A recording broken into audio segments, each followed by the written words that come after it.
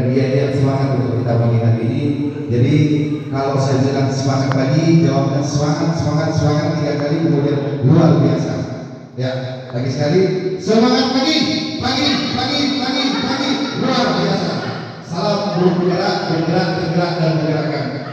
Alhamdulillahirabbil alamin. Alhamdulillahirabbil alamin.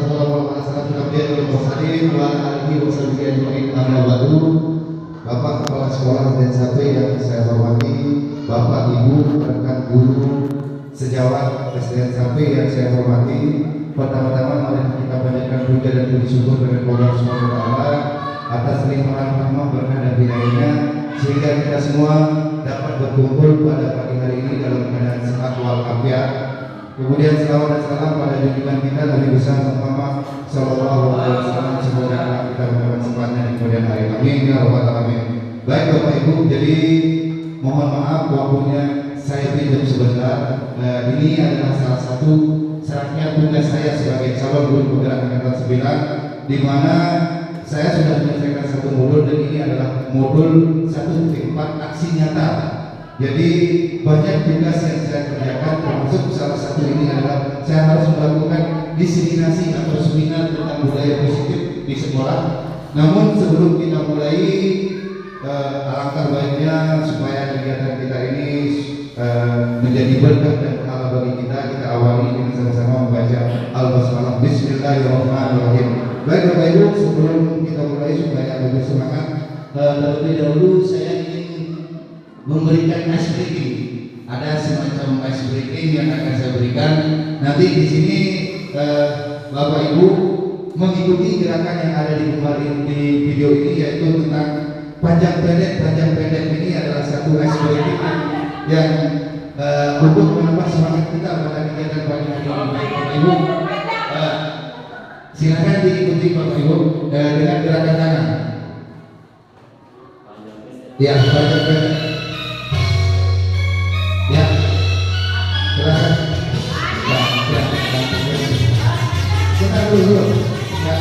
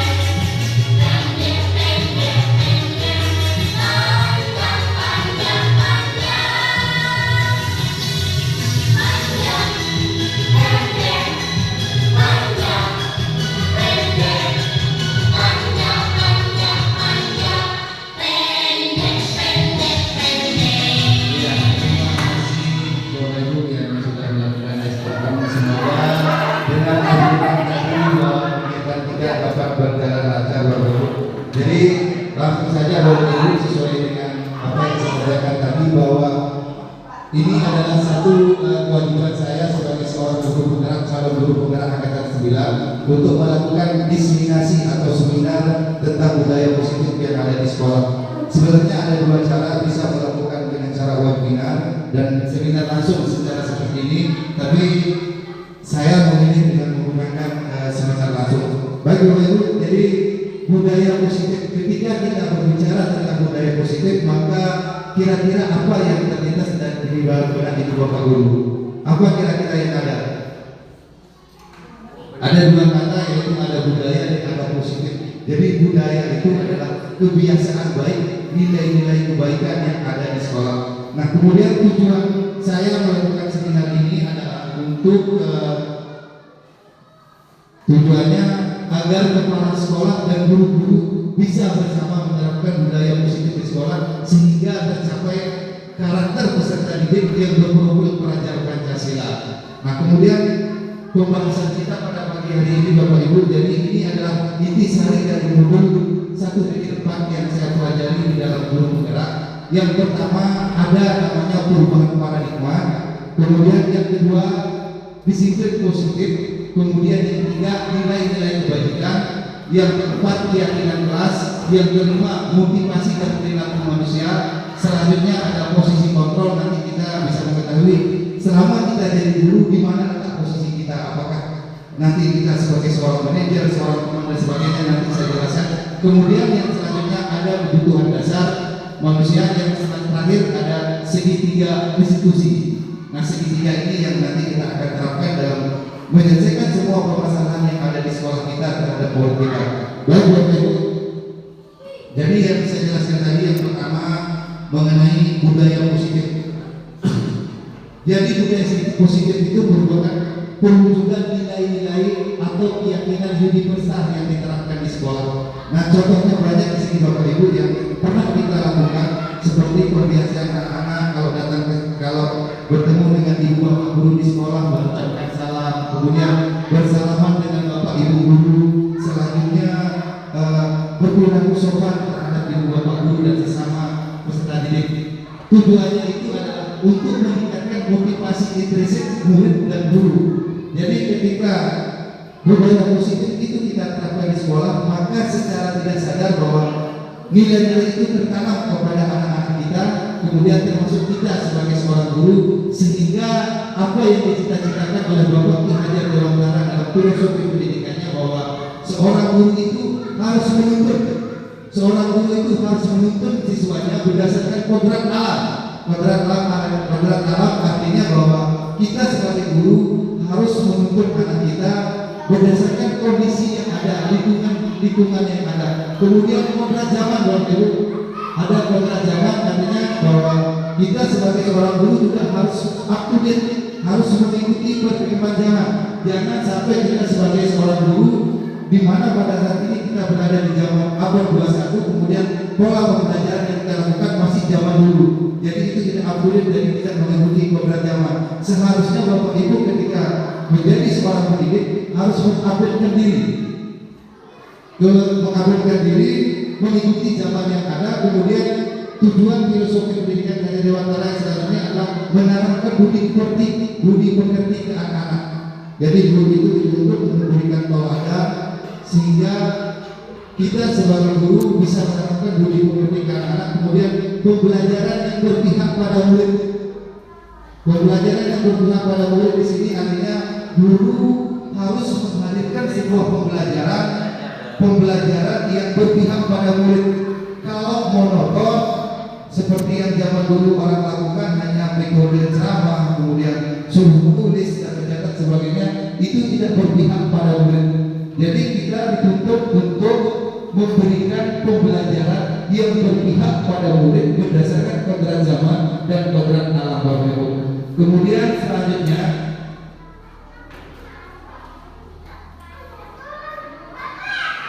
yang kedua tadi, yang ini. Nah, bagaimana cara kita memberikan budaya positif ke sekolah, menanamkan budi positif ke sekolah? Tentu yang pertama kita lakukan adalah berubah paradigma. Paradigma di sini artinya mindset kita, pemikiran kita, bahwa yang selama ini kita lakukan adalah teacher center, pembelajaran yang berpusat pada guru, hanya guru yang dominan. Jadi guru hanya menerangkan dengan metode ceramah, kemudian memberikan catatan, memberikan tugas mengerjakan, mengumpulkan, itu sudah termasuk teacher center. Jadi lebih dominan kita sebagai guru. Seharusnya paradigma itu kita rubah dengan student center.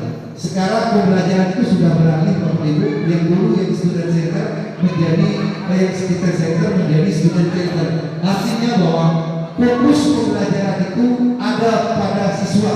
Guru hanya sebagai mediasi atau fasilitator dalam menuntun siswa pada proses pembelajaran. Nah, bagaimana caranya supaya student center itu terwujud? Di sini ada namanya pembelajaran berdiferensiasi, Bapak Ibu. Jadi berdiferensiasi itu artinya pembelajaran yang memberikan keluasan pada siswa untuk meningkatkan potensi dirinya sesuai kesiapan belajar, minat dan profil pelajar siswa. Perbedaannya dengan pembelajaran biasa, pembelajaran berdiferensiasi ini artinya kita memberikan pelajaran berdasarkan kesiapan pelajar siswa, Bapak Ibu. Jadi selama ini kalau kita generate bahwa kemampuan siswa itu sama, itu salah satu prinsip yang keliru. Jadi Bapak Ibu pertama dalam memberikan pembelajaran harus memahami karakter peserta didik kita. Sebagaimana kita ketahui bahwa kemampuan masing-masing peserta didik itu berbeda. Nah, lalu kesiapannya seperti apa Bapak Ibu? Tentu ketika kita mengelompokkan siswa, mungkin selama ini Bapak Ibu mengelompoknya secara acak tanpa membedakan kemampuan siswa. Seharusnya Bapak Ibu memberikan pembelajaran itu berdasarkan kesiapan belajar. Ketika ada siswa yang kurang mampu membaca, kita kelompokkan dengan yang kurang mampu. Kemudian yang agak pintar kita kelompokkan dengan yang pintar. Kemudian selanjutnya yang pintar dengan yang pintar, sehingga pembelajaran itu berdiferensiasi. Kemudian minat Bapak Ibu, minat ini masing-masing siswa punya minat yang berbeda dalam proses pembelajaran. Ada yang semangat, ada yang antusias, kemudian ada siswa yang berminat belajar di dalam kelas, di luar kelas. Nah, itulah fungsinya kita sebagai guru untuk memahami karakternya sehingga kita memberikan pembelajaran yang sesuai dengan minat peserta didik Bapak Ibu. Kemudian selanjutnya Bapak Ibu dalam menerapkan budaya positif yang kita perlu terapkan di sini adalah disiplin positif Bapak Ibu. Disiplin positif itu berdasar dari kata disiplin. Disiplin artinya bahwa kita menjalankan tugas dengan sesuatu. Sementara disiplin positif adalah suatu pendekatan untuk menerapkan disiplin dari dalam diri anak tanpa hukuman dan hadiah. Nah, Bapak Ibu selama ini mungkin pernah melakukan ketika menerapkan disiplin positif. Ketika ada anak kita yang melakukan pelanggaran, kita memberikan hukuman. Kemudian ketika ada anak kita yang mendapatkan prestasi, kita berikan hadiah. Itu yang tidak boleh kita lakukan Bapak Ibu, karena apabila itu yang kita lakukan, maka nanti contoh ketika kita menerapkan hukuman kepada anak kita, maka akan terjadi dendam. Dia akan dendam sama kita. Kemudian kalau kita memberikan hadiah, maka akan terjadi ketergantungan. Jadi tujuannya melakukan sesuatu yang positif tentu mengharapkan hadiah. Seharusnya ketika kita menerapkan disiplin positif itu ada kesadaran dari dalam diri kita, dari dalam peserta didik kita untuk melakukan itu. Selanjutnya Bapak Ibu ada nilai-nilai kebajikan di sini.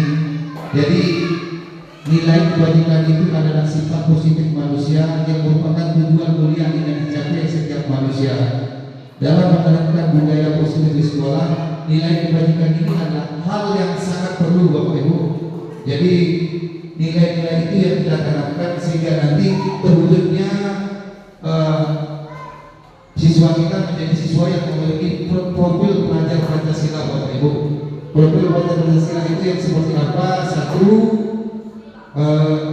beriman bertakwa kepada Tuhan Yang Maha Esa. Kemudian menjadi siswa yang mandiri. Mandiri artinya dia mampu mengerjakan segala sesuatu tanpa ketergantungan sama orang lain. Kemudian bernalar kritis. Bernalar kritis, kita memiliki siswa yang memiliki pemikiran yang kritis Bapak Ibu.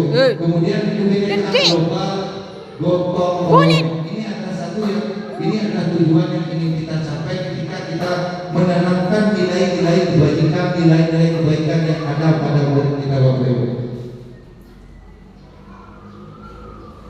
Kemudian selanjutnya ada keyakinan kelas. Mungkin ada yang pernah dengar keyakinan kelas. Ada yang pernah dengar keyakinan kelas? Apa beda peraturan kelas dengan keyakinan kelas?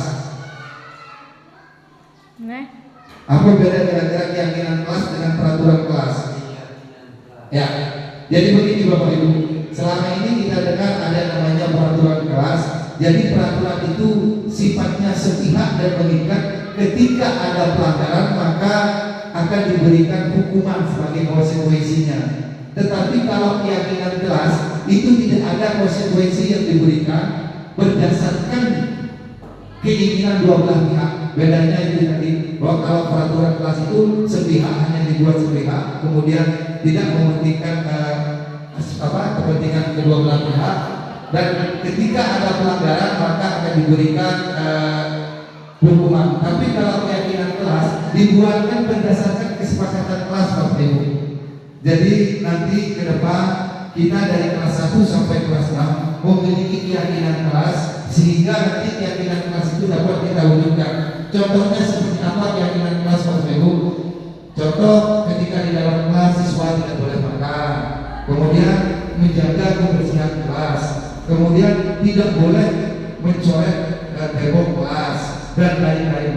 Nah, ketika keyakinan kelas ini kita terapkan, kita buat, kita sepakati, maka nanti akan timbul kesadaran dari anak-anak. Oh ternyata ini yang kita sudah buat dengan Bapak Ibu guru, ada kesepakatan kita. Kalau di dalam kelas kita tidak boleh makan, kemudian kalau di dalam kelas kita tidak boleh bermain. Nah, ketika membuat nilai keyakinan kelas ini tentu timbul nilai kebajikan. Ada nilai-nilai yang kita tanamkan. Beda dengan peraturan. Kalau keyakinan kelas itu penuh dengan nilai-nilai kebajikan. Contoh Bapak Ibu, ketika kita membuat keyakinan kelas bahwa datang tepat waktu, maka yang kita ditanamkan di sana adalah tanggung jawab dan komitmen Bapak Ibu. Kemudian ketika kita buat keyakinan kelas tidak boleh ribut di dalam kelas, nilai kebajikan yang kita tanamkan kepada siswa kita adalah nilai rasa menghormati dan tanggung jawab. Jadi mungkin ke depan kita akan susun bersama bahwa ada beberapa keyakinan kelas yang akan kita sepakati dari kelas 1 sampai kelas 6. Nanti kita buat keyakinan kelas. Insya Allah saya akan pandu berdasarkan kemampuan saya, apa yang saya pelajari, apa yang saya dapatkan dalam mengikuti guru penggerak ini Bapak Ibu. Di sini ada pertanyaan pemantik Bapak Ibu. Kira-kira Bapak Ibu setuju atau tidak setuju? Yang pertama, apakah disiplin itu, apakah hukuman dapat mendisiplinkan anak? Kira-kira jawaban Bapak Ibu iya apa tidak setuju atau tidak? Setuju. Ya, setuju. Ada yang setuju. Alasannya kenapa Bapak Ibu setuju? Karena mungkin kalau diberi hukuman akan memberikan efek jerah. Ya. Jadi Bapak Ibu mungkin selama ini dalam mendisiplinkan anak didik kita memberikan hukuman untuk menimbulkan efek jerah. Tetapi hukuman juga harus ada korelasinya dengan perbuatan yang pelanggaran yang mereka lakukan. Contoh, ketika Bapak Ibu ada siswanya yang telat masuk sekolah, kemudian Bapak Ibu hukum dengan lari di keliling lapangan 3 kali, itu salah satu cara yang salah Bapak Ibu.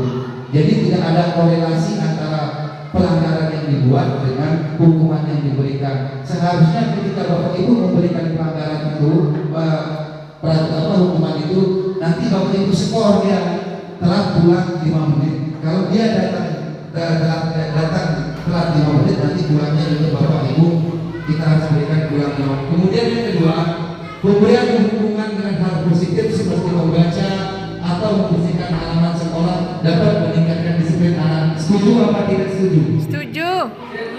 Setuju, ya. Kemudian selanjutnya, memberi penggerakan dapat meningkatkan motivasi belajar anak. Setuju apa tidak setuju? Setuju. Artinya begini, ketika ada siswa kita yang memiliki prestasi, kemudian kita memberikan hadiah, setuju apa tidak setuju? Setuju. Ya, jadi memang itu yang kita sama-sama ini lakukan. Ternyata Bapak Ibu memberikan hukuman dan memberikan hadiah atau motivasi ke anak-anak itu tidak dapat mendisiplinkan anak-anak. Memang tujuannya hanya untuk memberikan efek jerah, tapi itu akan meninggalkan seperti yang saya bilang tadi, ada semacam dendam kepada guru dan berjangka panjang.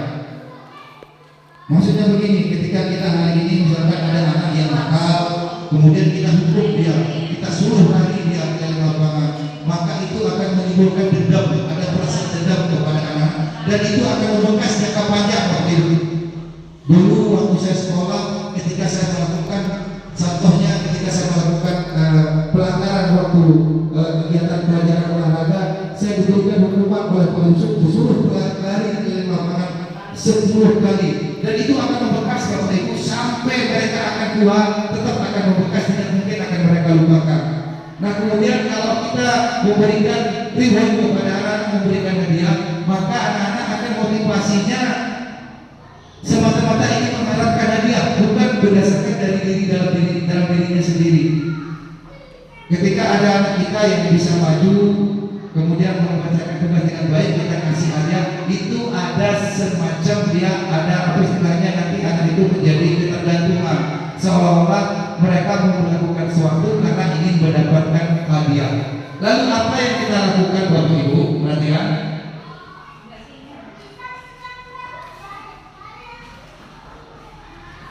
Di sini ada motivasi perilaku manusia Bapak Ibu.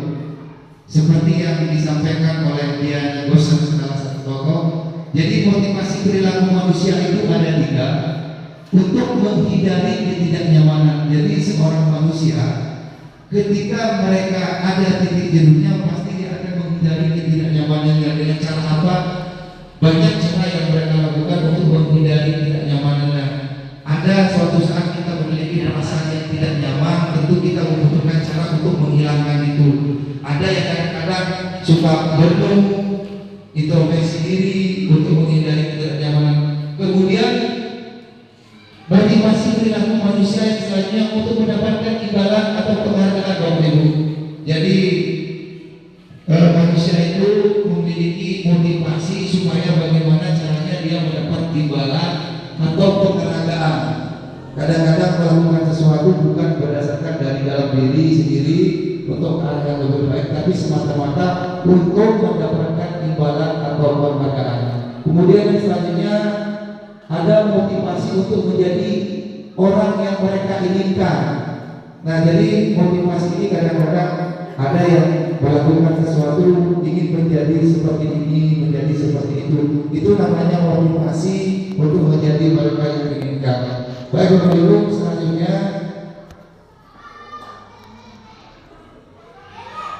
ini yang saya bilang tadi Bapak Ibu. Jadi ada 5 posisi kontrol kita sebagai seorang guru Bapak Ibu. Mungkin nanti Bapak Ibu terletak di posisi mana, bisa Bapak Ibu pikirkan sendiri. Yang pertama ada namanya posisi ini Bapak Ibu, penghukum. Jadi ada seorang guru itu kadang-kadang tidak sabar mereka berada dalam posisi penghukum.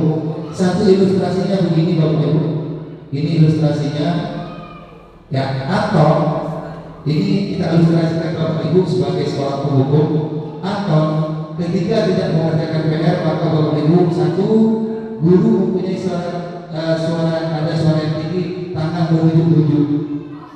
Ini posisi Bapak Ibu sebagai penghukum, sekarang sebagai guru dalam posisi penghukum. Ketika ada murid kita yang tidak mengerjakan PR, maka guru itu membentaknya, kemudian menunjuk-nunjuknya, kemudian memberikan hukuman psikis atau verbal tanpa rencana sebelumnya. Jadi spontanitas Bapak Ibu mungkin kesal ketika ada murid dari kita yang tidak mengerjakan PR, Bapak Ibu akan memberikan hukuman psikis. Sehingga nanti Bapak Ibu memberikan hukuman dengan nada suara tinggi, menunjuk-nunjuk, bahkan ada yang menjewer dan sebagainya. Efeknya apa nanti? Hasilnya anak akan marah. Ya, hasilnya anak akan marah ketika Bapak Ibu sebagai posisi sebagai seorang guru yang sifatnya pendendam, penghukum. Anak akan marah, dan mungkin dia tidak marah secara langsung, tetapi dia akan marah di dalam hatinya. Kemudian nanti timbul dendam Bapak Ibu, dendam.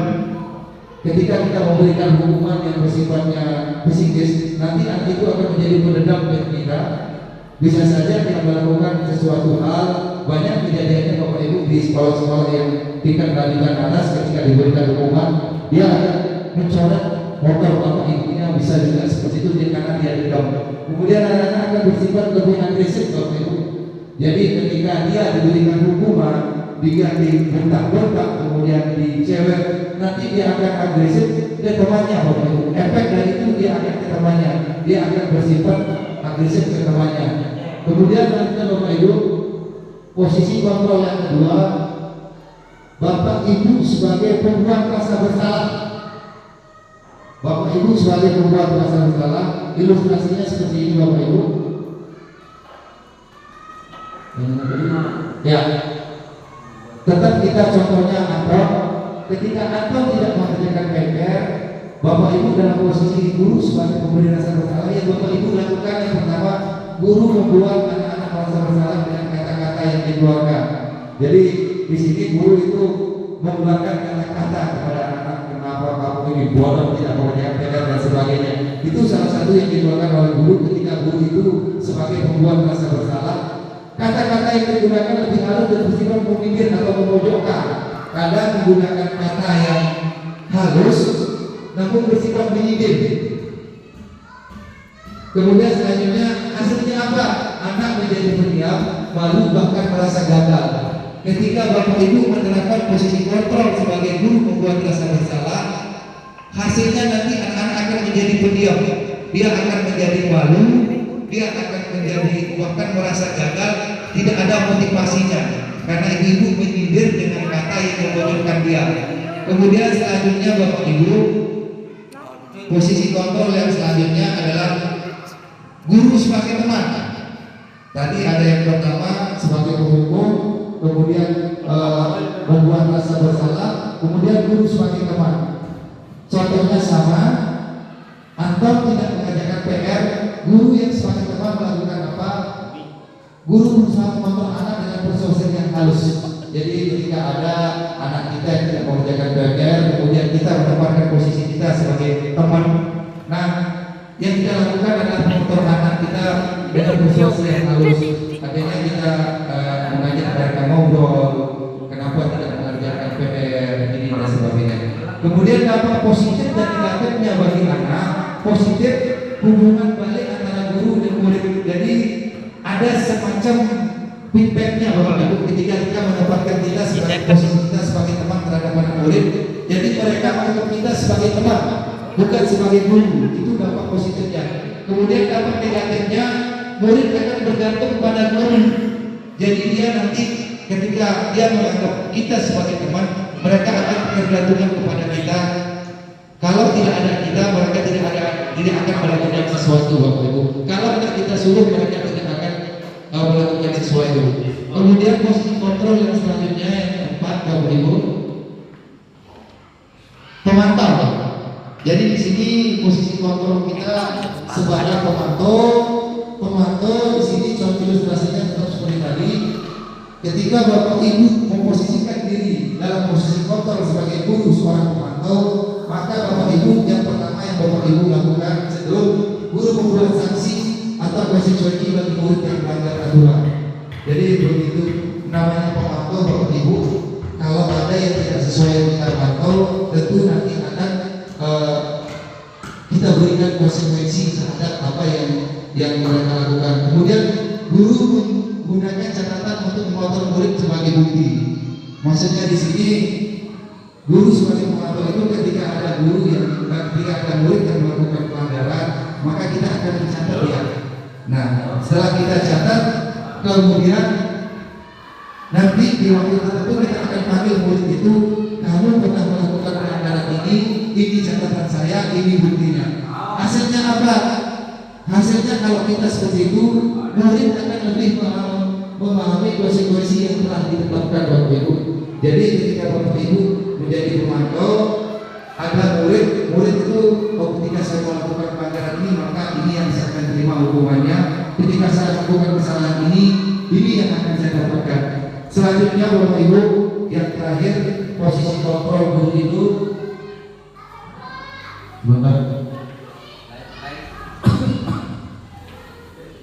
batuk penjualan mic. Yang terakhir adalah guru sebagai manajer. Guru sebagai manajer artinya bahwa kita sebagai guru memposisikan diri ibarat seorang manajer dalam sebuah perusahaan. Contoh Bapak Ibu, ini ada ilustrasinya. Tetap dengan tadi, ini contoh posisi guru sebagai seorang manajer. Ketika ada anak murid kita yang terlambat mengumpulkan tugas, maka yang pertama guru itu lakukan, guru berbuat bersama dengan murid, mempersilahkan murid mempertanggungjawabkan perilakunya serta mendukung murid untuk menemukan solusi atas perilakunya. Hasilnya murid menjadi mandiri dan bertanggung jawab, Bapak Ibu. Jadi kelima musibah tadi, Bapak Ibu bisa memposisikan dirinya seperti apa, di mana letaknya, apakah jadi seorang penghukum, pembuat rasa bersalah, kemudian sebagai manajer, sebagai teman, dan terserah Bapak Ibu. Nah, selanjutnya Bapak Ibu, ada namanya restitusi Bapak Ibu. Jadi salah satu untuk mendukung budaya positif di sekolah ada namanya restitusi. Restitusi ini adalah proses menciptakan kondisi bagi murid untuk memperbaiki kesalahan mereka sehingga mereka bisa kembali pada kelompok mereka dengan karakter yang lebih kuat, Bapak Ibu. Jadi nanti Bapak Ibu, ketika ada murid kita yang melakukan kesalahan, alangkah baiknya kita melakukan sebuah restitusi. Restitusi ini ada namanya restitusi segitiga, Bapak. Ini namanya restitusi segitiga. Di sini yang pertama Bapak Ibu menstabilkan identitas, kemudian yang validasi kebutuhan, kemudian yang ketiga menanyakan keyakinan, Bapak Ibu. Jadi begini Bapak Ibu, restitusi segitiga ini pernah saya praktekkan, kita praktekkan kemarin sebagai calon guru penggerak angkatan 9 dalam lomba karya. Banyak sekali manfaatnya Bapak Ibu. Ketika ada salah satu siswa kita melakukan kesalahan, maka kita panggil mereka, kita terapkan segitiga restitusi, Bapak Ibu. Kalau lebih jelasnya nanti Bapak Ibu bisa buka di YouTube saya, channel YouTube saya. Saya pernah melakukan mensimulasikan restitusi restitusi terhadap siswa saya yang melakukan pelanggaran keyakinan kelas dengan melakukan makan di dalam kelas, Bapak Ibu. Selanjutnya, ya, refleksi Bapak Ibu. Jadi pertemuan kita kali ini kira-kira apa hal yang menarik yang Bapak Ibu dapat ambil dari kegiatan kita hari ini? Kira-kira ada yang bisa disampaikan? Di antara materi yang sampai saya sampaikan tadi tentang budaya positif, kira-kira apa yang Bapak Ibu bisa ambil dari yang kita pelajari saat ini? Ada yang bisa merefleksikan? Oke, kalau tidak ada saya sendiri. Jadi begini Bapak Ibu, dari pemaparan diseminasi budaya positif yang saya paparkan tadi, di sana kita mengetahui ada namanya disiplin positif, kemudian perubahan paradigma mengajar kita yang selama ini hanya berfokus pada guru, itu yang harus kita ubah menjadi berfokus kepada murid dengan menghadirkan pembelajaran yang berpihak pada murid, Bapak Ibu. Jadi pembelajaran yang berpihak pada murid itu seperti apa? Pembelajaran yang kita berikan dengan memperhatikan karakter peserta didik kita, Bapak Ibu. Jangan mengeneralisir seolah-olah kemampuan peserta didik itu kita sama, padahal mereka memiliki kemampuan yang berbeda. Bahkan ada yang menarik Bapak Ibu, dulu kita pernah terapkan ketika ada siswa kita yang kurang pintar membaca atau kemampuan literasinya kurang, kita dudukkan dengan yang pintar. Ternyata itu keliru Bapak Ibu. Mereka harus diberikan semacam pembelajaran yang sesuai dengan potensinya, minat dan bakatnya, Bapak Ibu.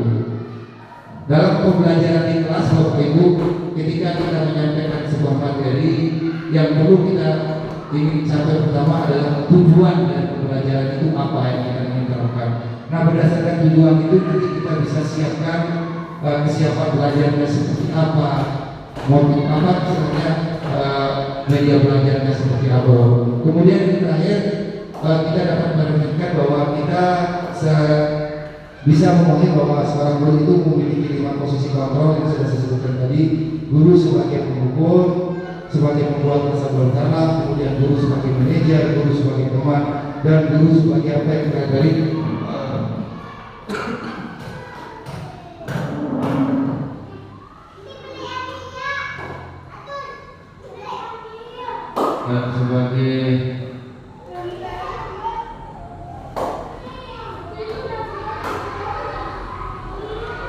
sebagai pemantau, guru sebagai pemantau. Mungkin hanya ini yang bisa saya sampaikan pada pagi hari ini, Bapak Ibu. Semoga apa yang saya sampaikan dapat bermanfaat untuk saya pribadi secara khususnya dan untuk Bapak Ibu secara umumnya. Insya Allah kemungkinan dalam waktu ke depan Insya Allah apa yang kita ajarkan, kita niatkan dalam menunjukkan budaya positif di sekolah itu akan kita terapkan.